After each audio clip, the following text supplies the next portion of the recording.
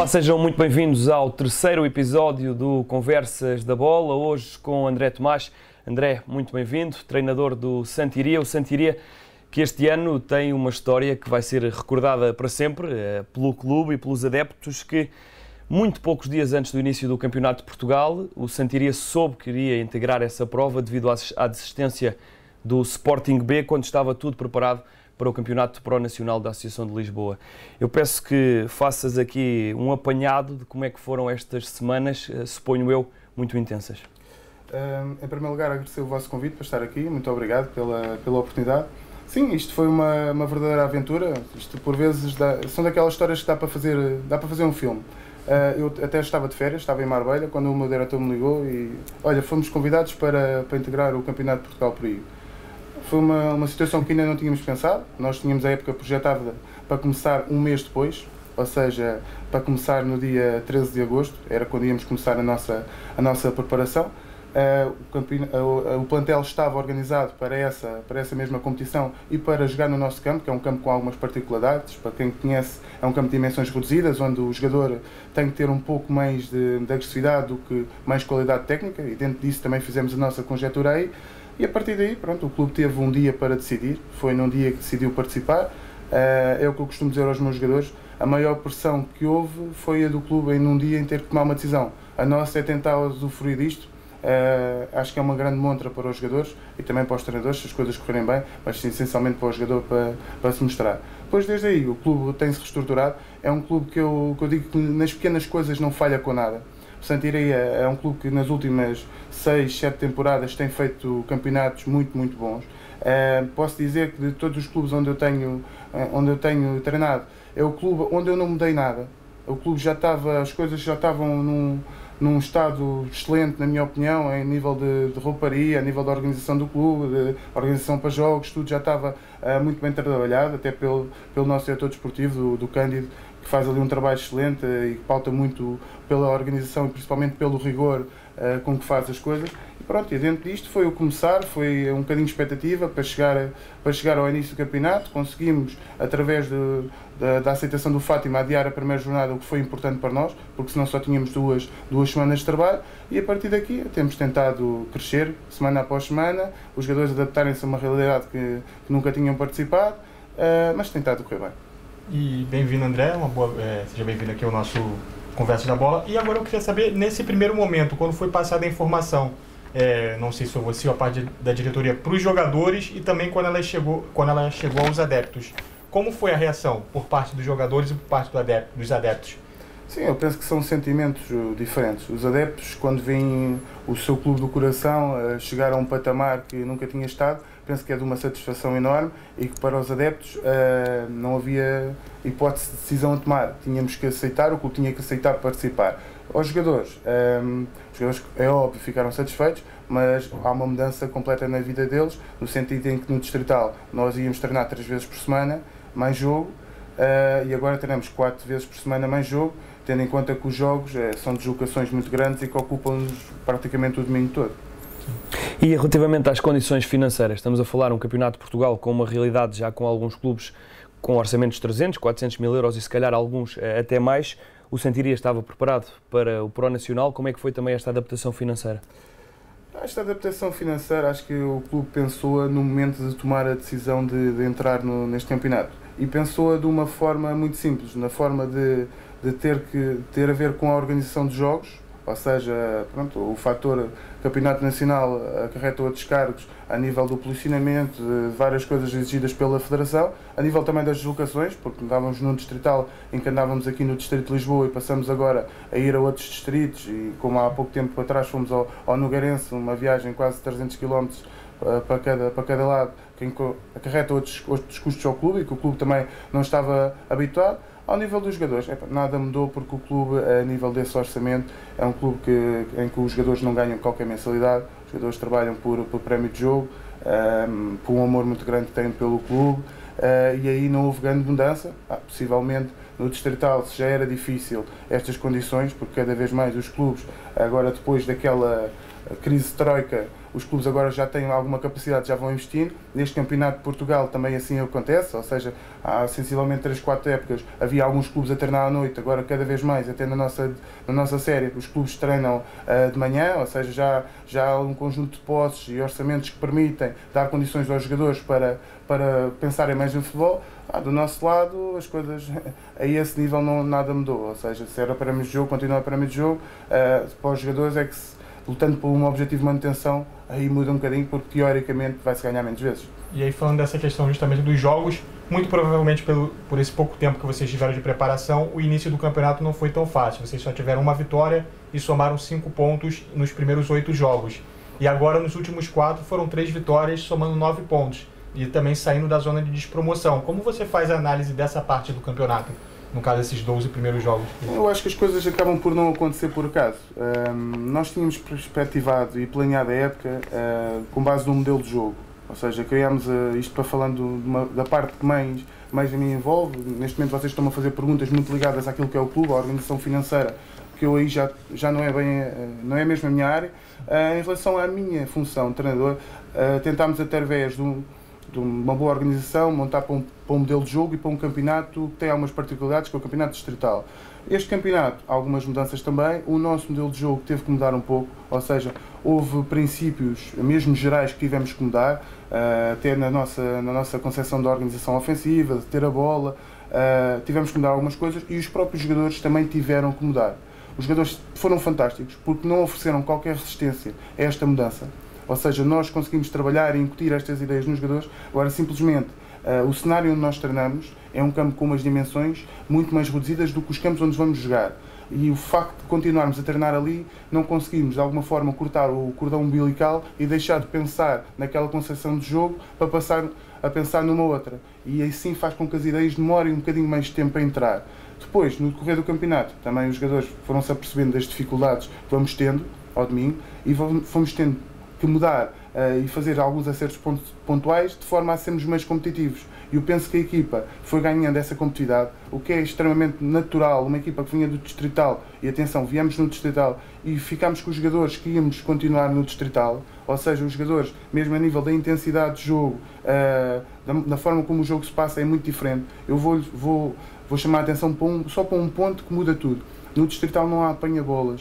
Nos nossos campeonatos agora é obrigatório. Isto faz com que a bola esteja sempre a jogar, o jogo tem um tempo útil muito diferente e isso tudo fez com que os jogadores tivessem que ter uma habituação e isso demorou algum tempo. Relativamente à pontuação e voltando a falar do campeonato, o Santiria tem 14 pontos, desce em 5 no Campeonato de Portugal este ano devido a uma nova reformulação dos campeonatos nacionais.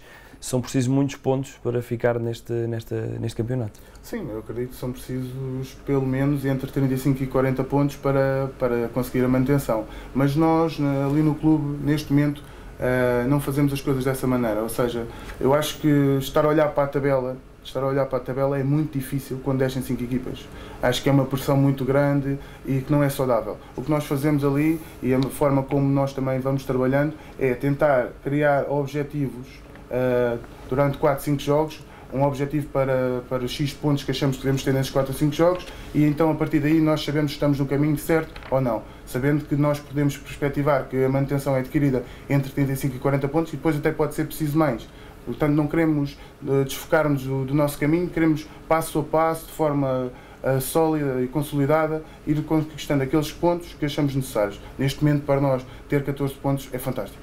E agora vocês vêm com uma deslocação a Peniche na próxima partida de vocês, no caso na próxima jornada. Como você analisa como está a preparação para esse próximo vai jogo? ser um jogo com umas particularidades extremamente diferentes, ou seja, nós temos jogado com adversários do topo da tabela, ou seja, o Fátima, o Caldas, o Torriense, são adversários que têm objetivos de ficar nos primeiros lugares. Isso faz com que tenham que assumir o jogo e também tenham na sua equipa jogadores talhados para isso. O Peniche é uma equipa que luta pelos mesmos objetivos que nós, ou seja, pela manutenção, e acreditamos que no jogo vai haver algumas coisas, situações, particularmente com bola, que vão nos exigir um pouco mais de nós do que exigiram nestes jogos, ou seja, o assumir já algum processo ofensivo, ter mais organização, será um pouco diferente. De qualquer forma, uma ida à Peniche é sempre uma deslocação difícil, porque é um campo relevado natural, um campo de grandes dimensões, nós não estamos habituados a esse tipo de piso nem de dimensão, No entanto, é um jogo muito importante porque são, como costuma dizer, é quase um mata-mata entre duas equipas que têm um objetivo em comum e é importante nós não ficarmos para trás.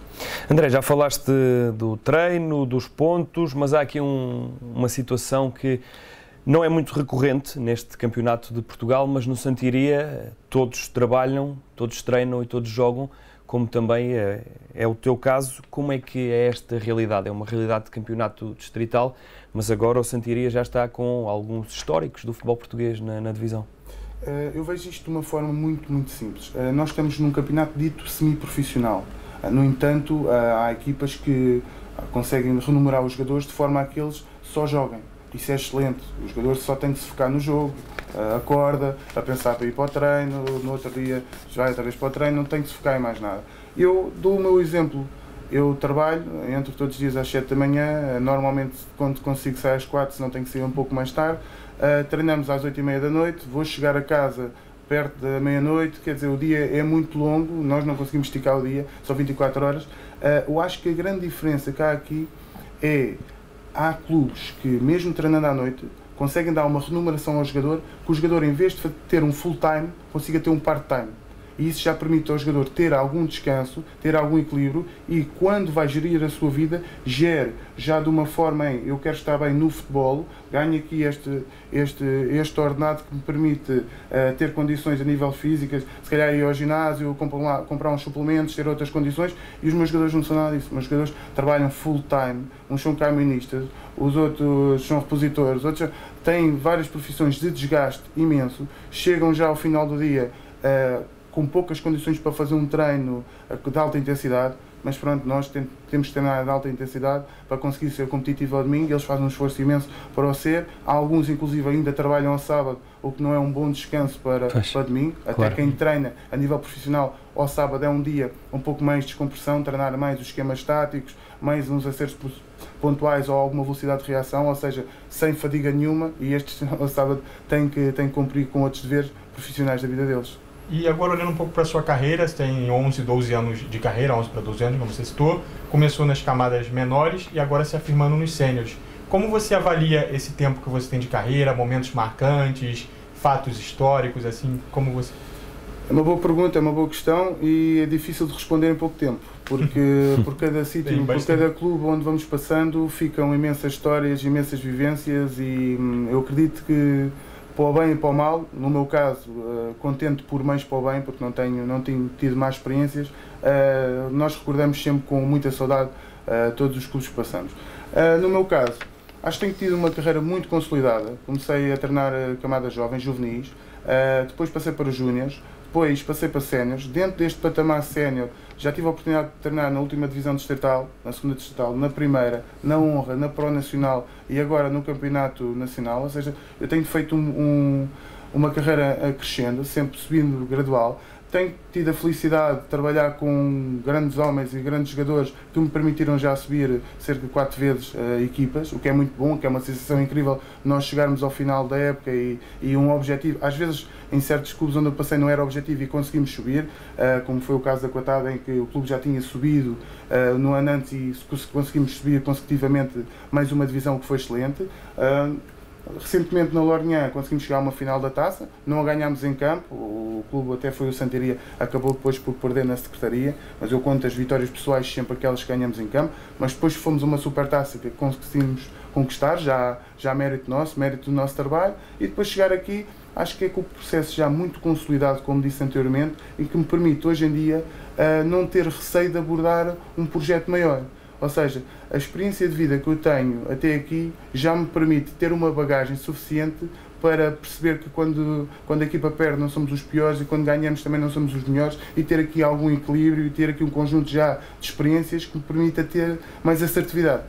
André, estamos mesmo a chegar ao final do tempo, mas pegando nesta última frase, disseste que tens vindo a fazer uma carreira sustentada e que estás preparado para, se algum telefonema chegar, assumir, e sentes que este é o momento, precisas de mais 2, 3 anos, porque a verdade é que ainda és muito jovem, 33 anos para treinador, apesar de estarmos com uma fornada de novos treinadores, é para já, pode ser no futuro. Como é que te vês também não só em termos de perfil, como também em termos de formação, porque há sempre essa agravante dos campeonatos mais acima profissionais terem o nível 4. Claro, nesta fase eu tenho o nível 2.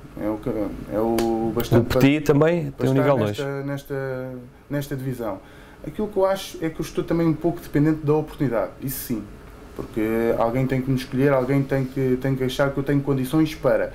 Neste momento, eu posso dizer, há um tempo atrás, eu tinha perspectivado chegar ao campeonato maior da Distrital como objetivo de carreira. E nesse momento, quando cheguei, o meu objetivo foi tentar chegar a este campeonato. Agora que cheguei a este campeonato, o meu objetivo é tentar consolidar a minha posição também neste campeonato. Ou seja, para mim, em termos de carreira, era excelente que para o ano continuasse a treinar nesta divisão.